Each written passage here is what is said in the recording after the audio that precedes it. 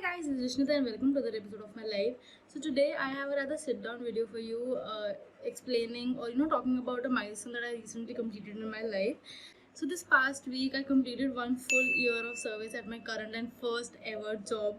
And while I was reliving that moment, the time when I came for interviews or my ongoing process, my onboarding process, I realized a couple of things.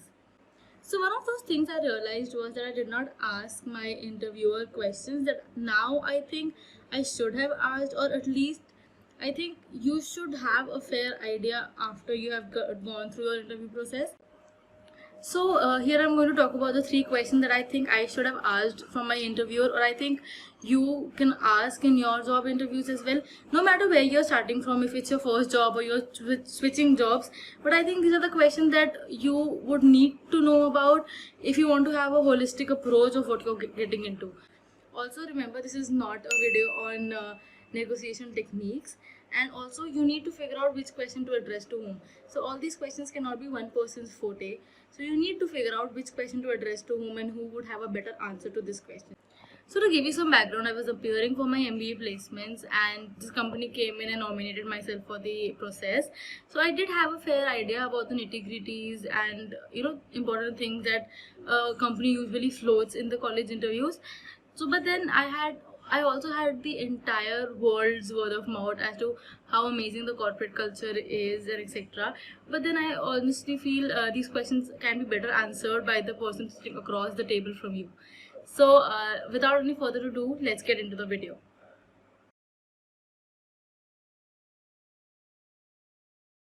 Question number 1, the nitty-gritties. As I mentioned earlier, there are some things like little things that you should know.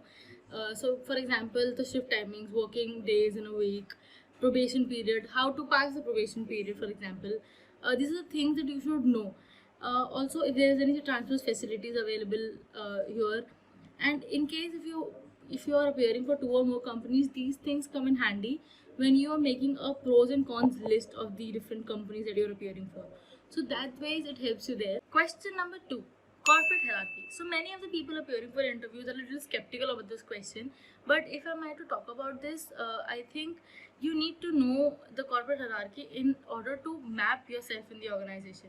So if I'm switching jobs, I would know that I'm going a position higher or a position lower based on the corporate hierarchy. So every company has a different hierarchy, and even every team in every company might also have a different hierarchy.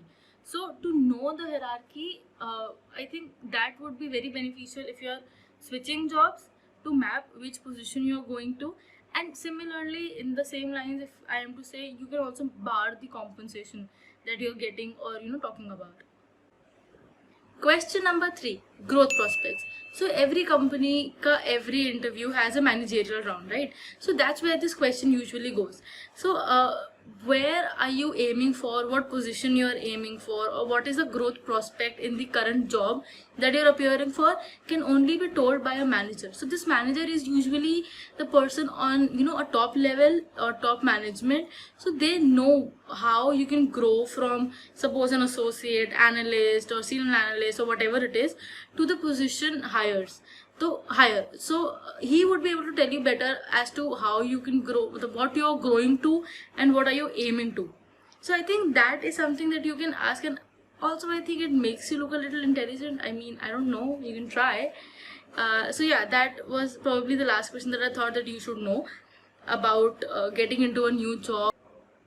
The past 1 year at this organization flew, like literally flew. I remember keeping a track of the first few months of the job, because paisa aa raha tha, and moving from a pocket money to a full-fledged salary, it really felt a great hike. And I was keeping a track of those months, but then it is all just a memory. So right from celebrating all the occasions together to extreme effectiveness in this pandemic times, I think this organization has given me a lot, and it has taught me that business solutions and process improvements can come from various different places. It does not have to be from the top management only, but it has to be from every level of the process. So that is something that I'm really grateful for. So every little idea that comes in my head is acknowledged and implemented in this organization, and the great flexibility and no questions asked policy is what makes this a great organization and a great corporate culture. and that is also what makes it a better working world.